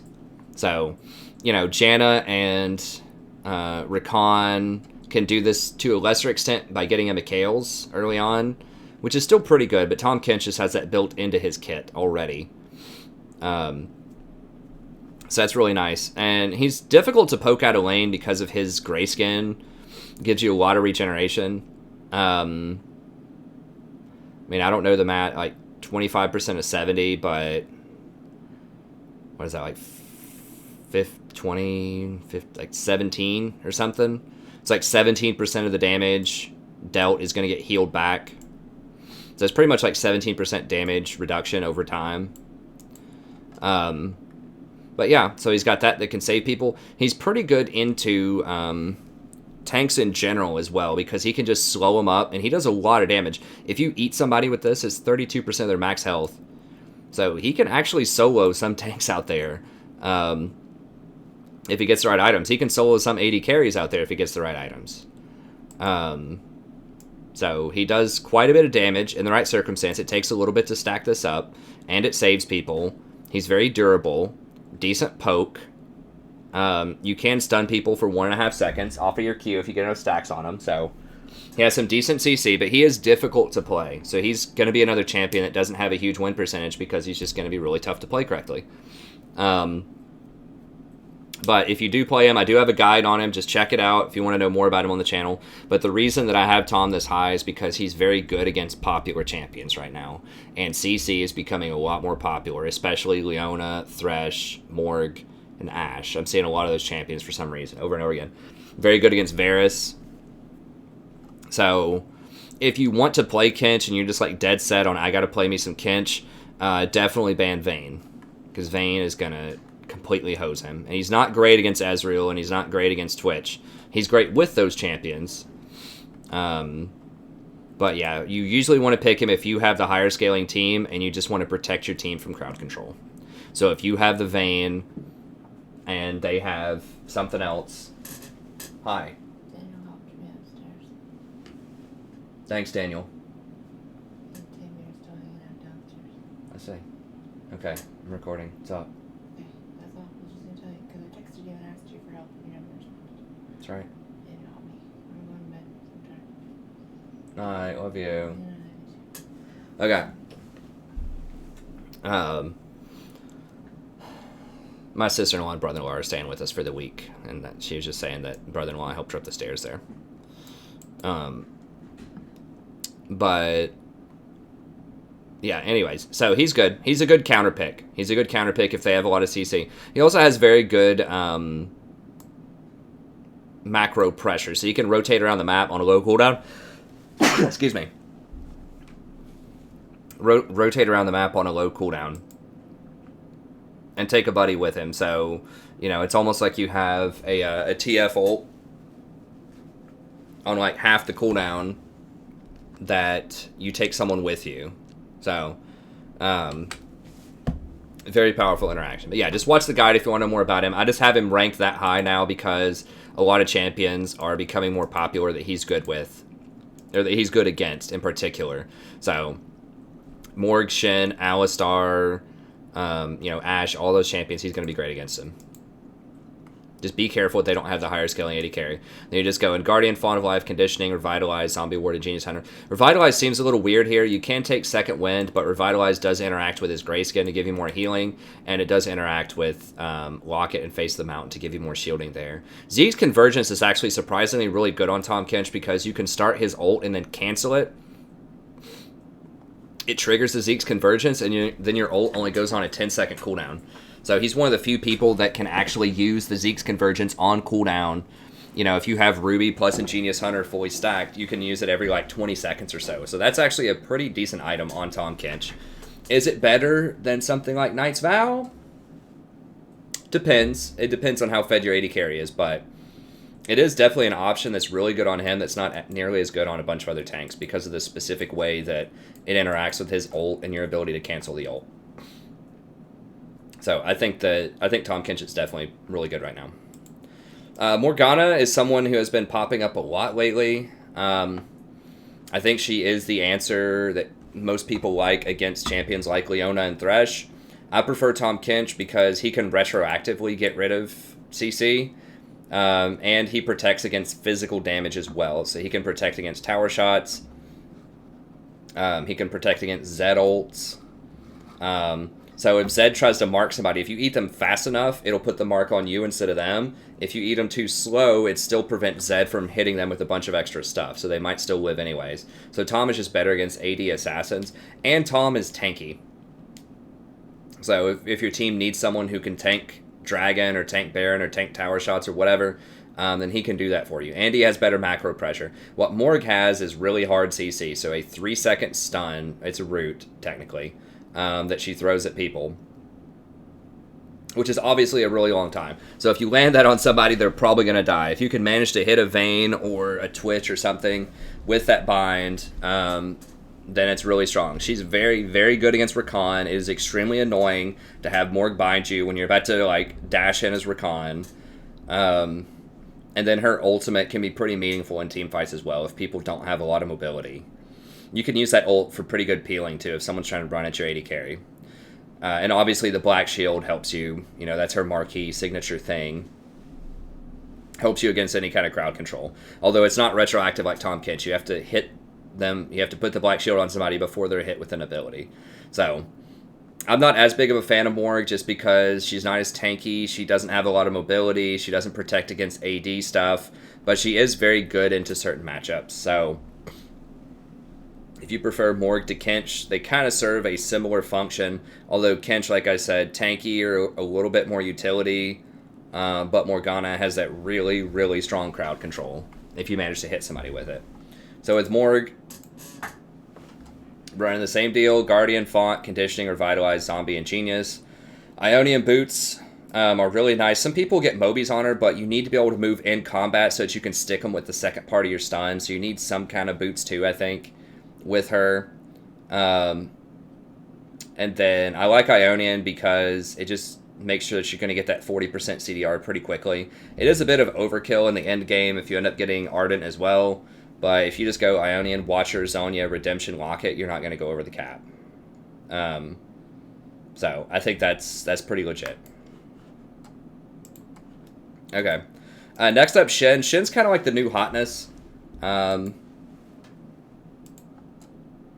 I close the window to it, or am I just not seeing it? I think I closed the window to it. So one really nice aspect of Shen that I think is underrated by a lot of people that haven't played him much is that he doesn't use mana. And this is huge because, as I talked about the other champions, the other tanks, mana can be an issue. You know, with Thresh or Leona or Taric, like, they run out of mana because there aren't good mana options for tanks right now because Zeke's is not that great on a lot of tanks. It's okay sometimes. And Frozen Heart is too expensive.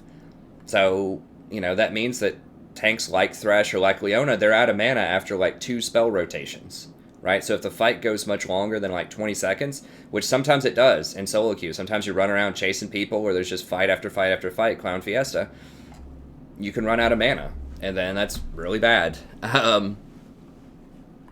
So I think that that's one nice thing about Shen. Another thing about Shen is, and I have a whole guide about Shen if you want to see more about this on the channel. I just did one because I know he's been really popular. I think I did one earlier. It was either earlier this week or last week. Hello everyone, welcome. I am the Strategy Professor. So you can check that out here on the main channel if you want. It was 6 days ago. But yeah, so he doesn't use mana. He does quite a lot of damage early on if you hit them with your empowered Twilight Assault. It's a lot of damage early on. Like, his full rotation at level 2 with Twilight Assault, assuming that you hit him with Shadow Dash and then Twilight, hit him with everything, it's like over 300 damage, like 350, 400 damage. So it's a ton of damage early game. Pretty good scaling late game because this is based on maximum health. So pretty good scaling late game in terms of individual damage contributions. Nice global ult. It's on just a ridiculously huge cooldown. 200 seconds, which is really, really rough when you compare it to something like Rakan or Tahm Kench that have like 120 seconds on their ults. And you stun yourself for 3 seconds. And you can't break out of it. Like, you can't cancel it. So you can't just put the shield on someone like that you're right next to and then break out of it. So you self-stun for 3 seconds to do this. So he's okay. Another underestimated aspect is that he's very safe because he can Shadow Dash over walls. This is kind of similar to Rakan, who can, W over walls. He can Shadow Dash over walls. So that allows him to get places faster. Now, I don't think the range is as far as Rakan's is. It's close, but not quite as far. And so you can go ward, and then if someone tries to come up and like gank you while you're deep warding in their jungle, you can just E over a wall and probably get away. Or if someone tries to gank your lane, you can E and get away. So he's a little bit safer in that respect than some of the other options out there, like Alistar, Leona, that type of stuff. But, you know, his main contributions are he does a ton of damage early, he uses energy, doesn't use mana, and he's relatively safe with his Shadow Dash relative to, you know, some other engaged tanks out there. So, with Shen, I'm recommending Aftershock, Fawn of Life, Conditioning, Second Wind, Zombie Ward, and Genius Hunter. You are going to stick in there an auto attack, so you will hit them with the Aftershock procs. He does a lot of damage early on, so you really, really want to try to pressure them out at level 2 if you can. The Ninja Tabi, Sightstone, Locket, Knight's Vow, face them out, Banner of Command. Banner's pretty interesting. I have an entire video about Banner. Really, any of these champions that I mentioned could, in theory, go Banner, especially the tankier ones like Tahm Kench and Rakan. Rakan's not tanky, but he's a pretty good Banner user. But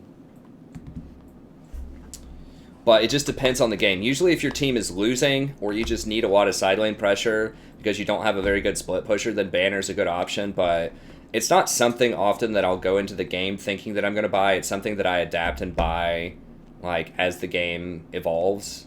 There are some times where I'll go into the game and think, okay, I'm going to buy Banner. But Shen's one of the better Banner users. Because that allows him to run a 1-3-1 by himself, so you can split a side lane with your own Banner minion, or you can put it like in bot lane and then you go top lane and you can pressure 2 lanes at once with it. So it's pretty nice. Or if you're placing your Banner and your team gets into a fight, you can always ult to go back to your team. So he just has some really good synergies with Banner.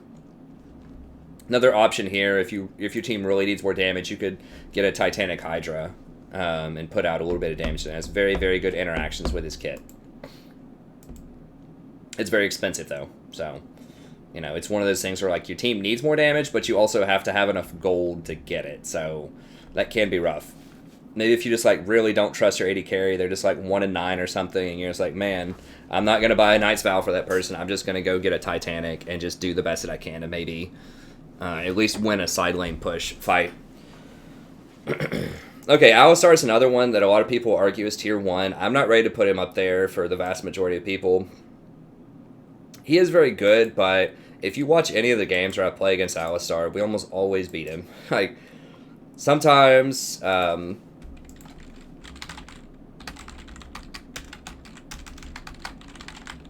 you know, sometimes he can definitely cause some problems. He's a lot better in professional play because they organize early tower dives with Alistar, because he's the best tower diver hands down at level 6, because he gets like this crazy reduction from towers. He can tank, you know, like 5 tower shots without dying. So that's the main reason why he's very good in competitive play, is he's very good at diving. He has nice sustain in lane, so he's pretty resilient against poke. It's okay sustain. It used to be way better in the past, but it's okay now. And he has this kind of point-click engage, which is really reliable. So he has a more reliable engage than Rakan. If Rakan doesn't have an ult, I would say Rakan's is better if Rakan does have an ult. But he has that, and he also can peel really well. So he can headbutt and get like assassins off of your AD carry. So he doesn't always have to WQ combo for engage. He can also, you know, if that Zed or Talon or whatever is really fed, you can save your headbutt to try to protect your AD carry. So he is versatile. He does have peel. He does have engage. He is very tanky himself.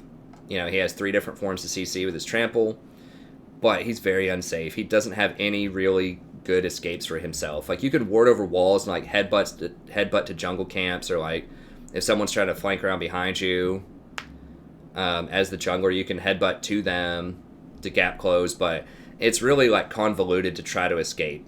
And usually you're just going to die. If a fight goes south, or you're just in the wrong place at the wrong time, you get caught warding or whatever, you're just going to die.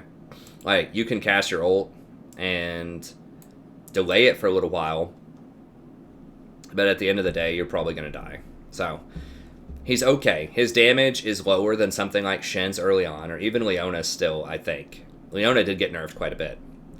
But he does have a bit more utility. Well, I don't know if that's fair. Like, Shen has quite a bit of utility. He does have 3 different kinds of stuns you can use. We'll put it that way.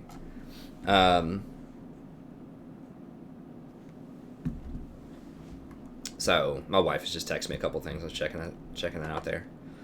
So he's all right. I think he's much better at like really high elo, like challenger, pro level play. You might see him some more, but I feel like he gets outshined by Shen and by Alistar, or by Shen and by Rakan right now, depending on what you want in terms of engaged champions.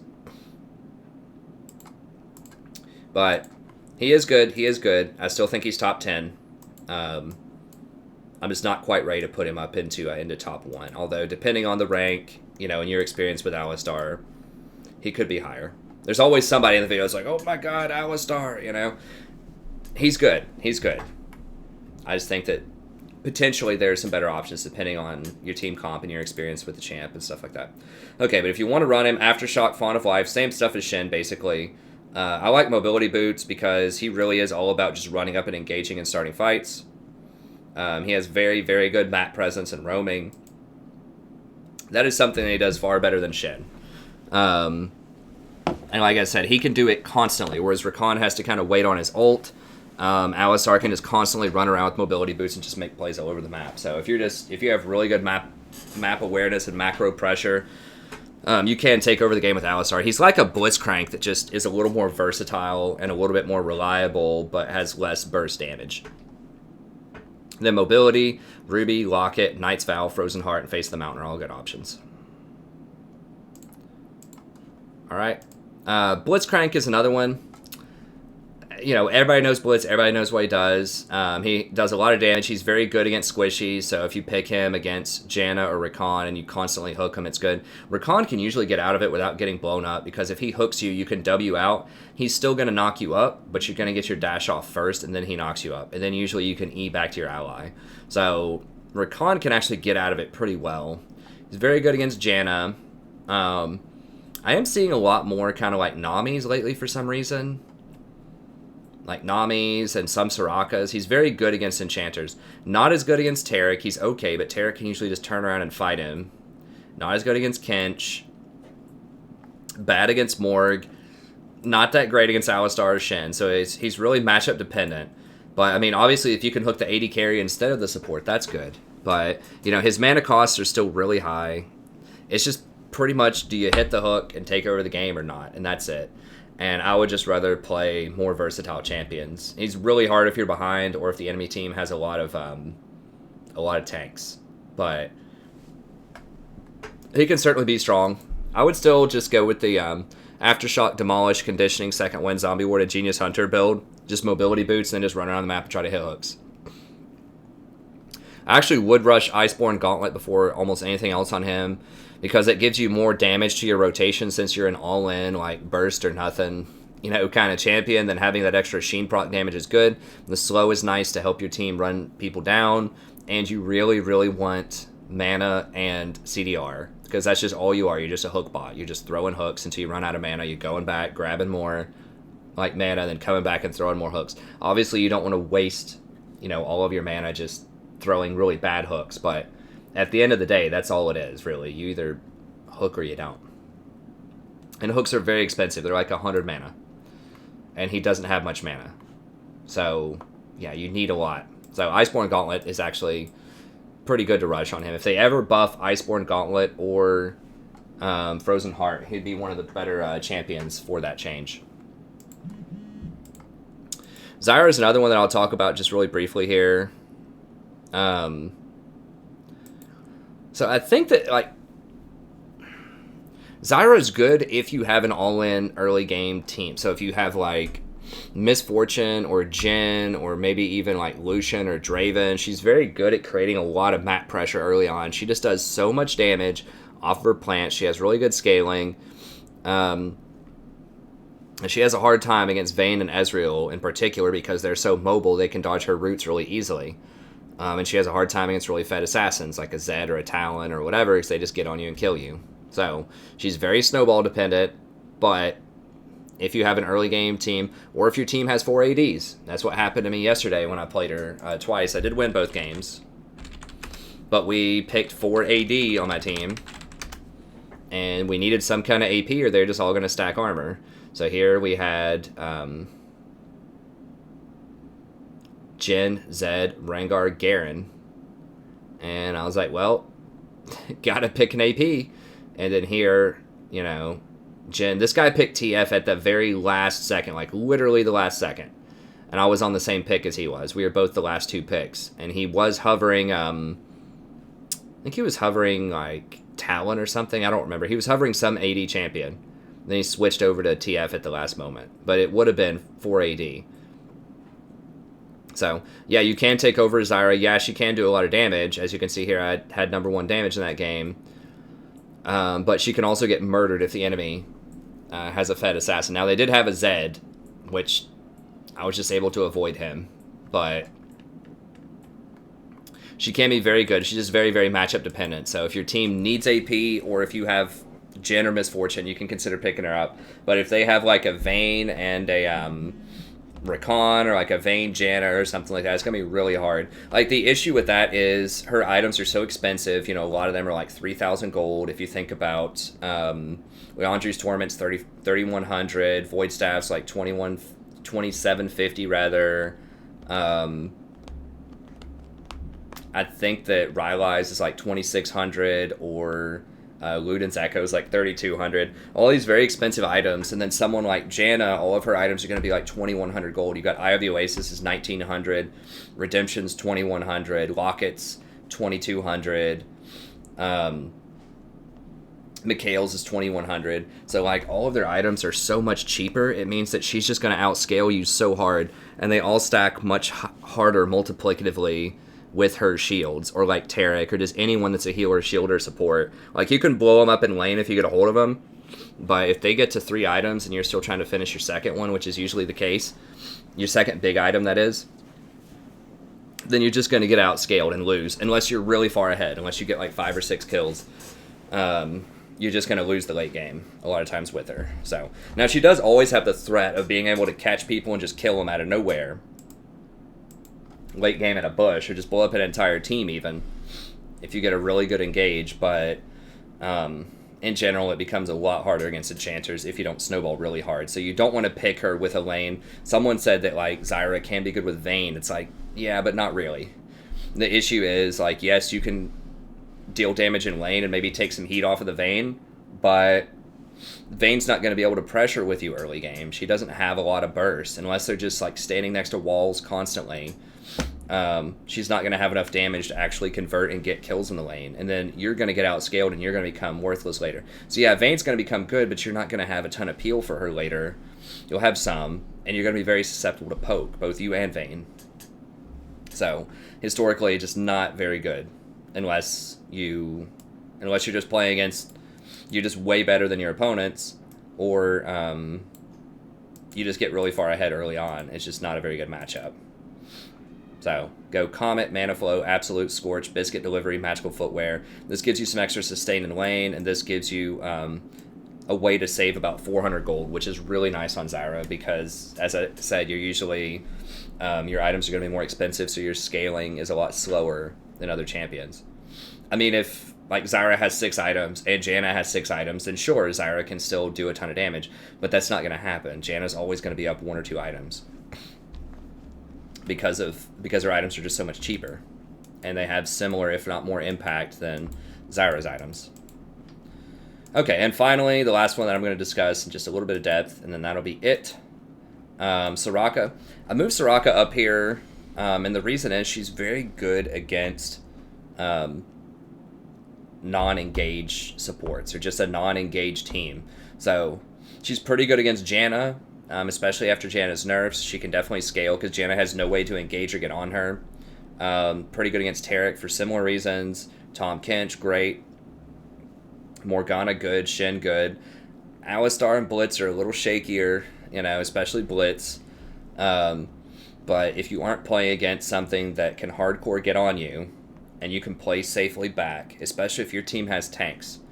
So if your team has like a Malachi on it, or your team has, Malphite or Shen top or Ornn, or, anything like at least 1 or 2 other tanks, Soraka's healing becomes very, very strong because of the way that healing stacks with armor, like the way that it scales with armor. Just watch my itemization video. Like I said, I'll make a new one. I've got 2 on the channel already. I'll make a new one for Season 8, but healing and shielding is really, really powerful, especially on tanks, because of how resistances work. So I think Soraka's pretty good as long as you don't get engaged on, because some people are starting to move towards things like, Shen, or like Tahm Kench every now and then, or even like Nami.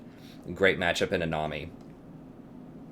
You need to be careful, because if they pick like the Leona, the Blitzcrank, sometimes even the Thresh, that potentially could be a pretty rough matchup. So you definitely want to use Soraka as a counter pick. I wouldn't first pick her, but she can be really, really strong, especially because they've nerfed the other enchanters. So I think Guardian, Vaunt of Life, Conditioning, Revitalize, Zombie Ward, and Genius Hunter would be what I'd go on her. Guardian does help you personally stay safer in fights, which is very nice. You do lose Airy, which sucks, but once again, you don't need Mana Flow Ban, kind of like Janna. You don't need Mana Flow. Celerity is good, but it's alright. Scorch doesn't matter as much. And then the Font of Life, the slow off your Q, is going to help you proc that for your team.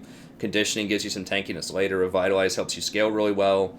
And especially with Soraka, because you have the option of going Warmog as like third or fourth big item once you get to level 12 or so, and you can proc the passive on it. Then that extra health that you get off of this scales so well with Font of Life and Guardian that's a pretty good interaction. So I think she's pretty strong. I think she's pretty strong now, stronger than she has been in a while, and a lot of that's because Sona, Janna, and a lot of the other enchanters have been nerfed, especially, and poke champions in the sorcery tree. So I think she's looking better than she has in a while. Other champions, Brand. I talked about Brand a lot. I want to see it in action first. He could be really strong, but I think he could still have some problems as well. We'll just have to see how much damage that is. It's going to be a lot of damage. It's just, can he consistently land it? I've dropped Leona down a lot. This might be kind of crazy. A lot of people would probably still have her in tier 1, but I think there's a lot of counterplay to her now. People are ready for that Leona pick. Morgana is becoming popular. I think Shen is a pretty bad matchup for Leona. Alistar is a pretty bad matchup for Leona. And I think you're seeing a lot of those champions. Janna is still a pretty bad matchup for Leona. And I think her damage has been nerfed enough to where she isn't nearly as oppressive as she used to be early game. She's still, like, pretty good. Like, she's good in a kill lane with, like, Jen or Misfortune. But, especially with the nerf to Resolve Tree, basically she's losing 65 health with not much in return because she has virtually no scaling with AP in her kit. Very low scaling. She might have like some 0.4s on a couple of her abilities, but it's not a good trade for her. So overall, she's good. If you need a hard engaged champ, she is an option. I would just much rather play Shen or Alistar right now rather than Leona, but Leona is still an option if you really like her a lot. Just going to go the standard Aftershock Font, Conditioning, Second Wind, Zombie, and Genius. And then just Ninja Tabi, you can go mobility if you really want to kind of roam around, get some more mat pressure. That'd be fine too if you're not the primary tank. If you're not going to be the one primarily taking tower shots or Baron, then that could be a good option. And then Thresh, still really good. A lot of the early all-in champs just aren't as good as they were, the Jen and the Misfortune. His scaling is pretty weak compared to Rakan, Janna, Taric. So I just feel like Rakan's a lot better right now if you want the guaranteed engaged champion, or even Alistar. Like, Thresh is good. Thresh is also extremely difficult to play, so unless you're a one-trick Thresh, if you're a one-trick Thresh, of course you can always win with him, but I don't know. He's okay. Like, he's still alright. I just think he just gets outscaled, and I just feel like right now in this scaling meta, you just really want something that scales really hard.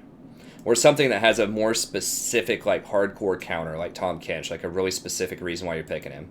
If you do want to pick him, I'd go Guardian, Font, Conditioning, Second Wind, Zombie, and Genius. And then Ninja Tabi, Ruby, Locket. Banner's pretty good. Knight's Vow and Face the Mountain are also good options. But yeah, the resolve changes hurt him pretty badly too. He doesn't have great AP ratios or AD ratios.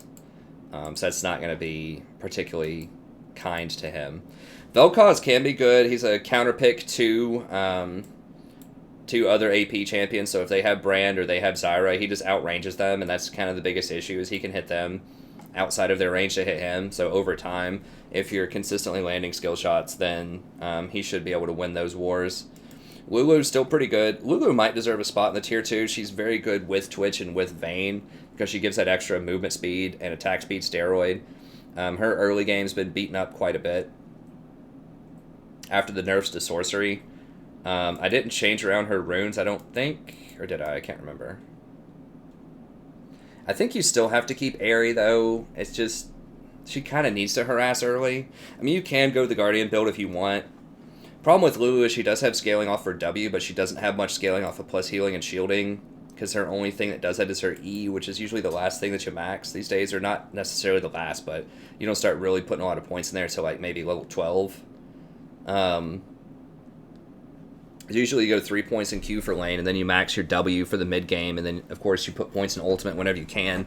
Then eventually you get back to your E late game. So, you know, it's okay. Her itemization is not amazing either. You know, she really wants to get things like Ardent Censer and Athene's Unholy Grail, like non-actives, when Ingenious Hunter is so strong. So she's okay. It's just her itemization is not amazing. If you're going to pick her, I'd pick her with something like a Twitch, a Kog'Maw, or a Vayne. Something that wants to auto-attack a lot. Sona kind of has a hard time these days. She got nerfed a lot. She does still scale really well, but she can't apply the same kind of pressure that she could earlier. In general, if you want a scaling enchanter, then I would probably go Janna. If you want someone who heals a lot late game that also scales, that's kind of dangerous, I'd probably just go with Soraka. Karma, I hear about Karma a lot. You know, she doesn't have great hard CC. All she has is her bind, which has like a 2-second delay on it. Poke is really irrelevant because everybody's going to be stacking Targons. And just a ton of heal and lane, lots of sustain, so it's just very difficult to make any kind of meaningful poke stick. And then I just feel like she gets outscaled by most other enchanters, and she's squishy and can engage on and killed. So she's okay. I just think that her, you know, one of her core tenets was she had a lot of like extreme poke early game and really good push. So, you know, she could push people to tower and just do this push-poke kind of combo is what they used to call it in LCS. Like in early 2017, you'd run like, you know, Ezreal Karma or something, and just, or like Karma Caitlyn and just push-poke. Just push them into tower and just constantly poke them. But that's been nerfed a lot with the Targons and Second Wind and Fleet Footwork and Overheal and all that good stuff. Nami, similar, you know, very early game aggressive champion, limited scaling late game. She does have a snare, like some pretty good snares with her bubble and then her ult. I do like Nami a lot. I just feel like she just gets outclassed late game. Like, she's a lot of fun to play. She can have some powerful moments, but, you know, if it comes to 3 or 4 items on other supports, she's just going to get crushed late game a lot of times.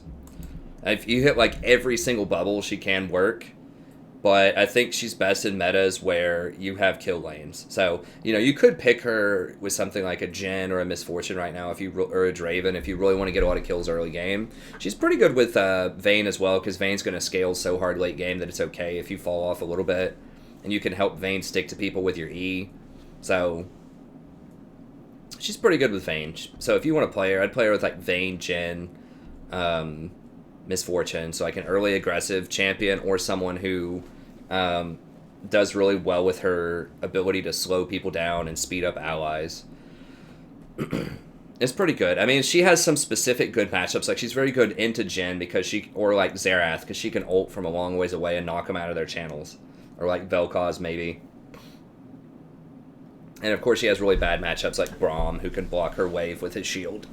But overall, she's alright. I mean, you could still win with her. I just feel like there are probably better choices most of the time. Bard is another one I get asked about all the time. He's a lot of fun. You know, if it was based on fun or like interesting kit or like cool factor, he'd be tier 1. But if it's based on like, are you actually going to win games of League of Legends with him? For most people, the answer is no on Bard. I'm not sure what his rank is. Not that it's that. He's probably like 50. Yeah, he's like 50 dead even. So he's like, he's okay, you know. You know, he's really a supports kind of support. Like, people like him. He's weird. He's interesting. He can make some really fun, flashy plays. He's cool to watch, I'm sure. But, like, he just has such low scaling. Like, that's the issue, is his E and his R have no scaling on him whatsoever. His W is very limited. That's the last thing you'll max. And you do scale with your meeps. But he's like an auto attack, does some decent damage, but his itemization is just so weird. Like, I mean, You can get like Redemption and Locket, which is usually what you get on him. It just has virtually no synergy with his kit. Like, you can go something, you know, like Nasher's Tooth or, you know, just some kind of AP build on him. But that also feels weird. It's like, if you want to do that, if you just want an AP champion that has good lane harass, like, why not just play Zyra?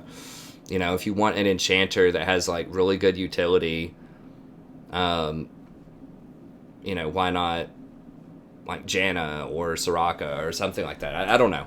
He's really cool. He's interesting. I just feel like he's just kind of in a weird spot where I don't really know why I would want him over other stuff. He does have cool interactions. Like, his, you know, ult can stop a Zed ult or can stop a Karthus ult. But if you're looking for, like, an interaction to, like, stop things that the enemy wants to do, just play Tahm. I mean, Tahm can stop those things also with his W on a lower cooldown. So I don't know, Bard is interesting, but I think he needs some help with some of his abilities before he really starts taking off. And then finally, Nautilus here. He's okay. Like, Nautilus' big thing is he can't hook through walls. So he can't catch people out as easily as like a Thresh or a Blitzcrank if you want a hook type of champion. You know, if you're staring straight at somebody and hit him with a hook, that's really powerful. But I think especially after the nerf to his mana costs on his E, he's had a lot of problems since then. So he's okay. And then that's it. There are other viable champions. I mean, I could go on and on and on. The video is already pretty long, though. Like, Xerath, Veigar, Fiddle were all, like, okay AP support. Xerath was really good, but they nerfed the sorcery tree a lot. So he's still, like, viable, but he has some problems. Veigar does have a nice stun. He does have, you know, really good all-in potential, but he can get poked out and just murdered if he gets engaged on. If your stun's ever down, it's just open season on him. Fiddlesticks is pretty good against assassins. He has a hard time against tanks. Like, his poke does nothing. He's just literally going to run around and do nothing in the laning phase right now because everyone's just going to heal through his crows. And if they ever get a Quicksilver Sash or a Mikhail's and just cleanse off your fear in a fight, you're pretty worthless. So, I mean, he's alright, but he's pretty one-dimensional. And then Braum's okay. He's good at peeling. He's good at protecting, but he doesn't have very good engage. His scaling is extremely limited. You know, he's all right. And then that'll be it. I'm not going to go through all the rest of them. But all of these, you know, they're all viable in the right circumstances. If you like playing them, sure, you can definitely win some games with them. But I think for the vast majority of the population that this is going to be the stuff that I recommend, the Tier 1, the Tier 2, and the Tier 3. I wouldn't recommend going much lower than the Tier 3.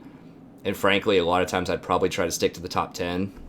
But, you know, if you're really good with Thresh or you really like Lulu or Sona or whatever, or Nami, you can definitely make it work. They're definitely still viable. But as I said, just keep in mind this is a tier list that's, you know, based on my insights that is targeted towards a wide audience. It's not every single individual person here. So I know someone will say, but there's this challenger support that, you know, plays Scion, or this challenger support that plays Heimerdinger every game. And it's like, yeah, I'm sure there is, but that's not everybody, right? Like, there is somebody that wins the lottery every day. You know, Bill Gates dropped out of college and started Microsoft and is now one of the richest people in the world. But I'm not going to tell people to spend all of their money on lotto tickets. I'm not going to tell people to drop out of college and start a business in the garage. It does work for a lot of people. Not a lot, but some people. But it's just not a good recommendation for a lot of people. And so, you know, you have to keep in mind that there are exceptions out there. You could potentially be an exception.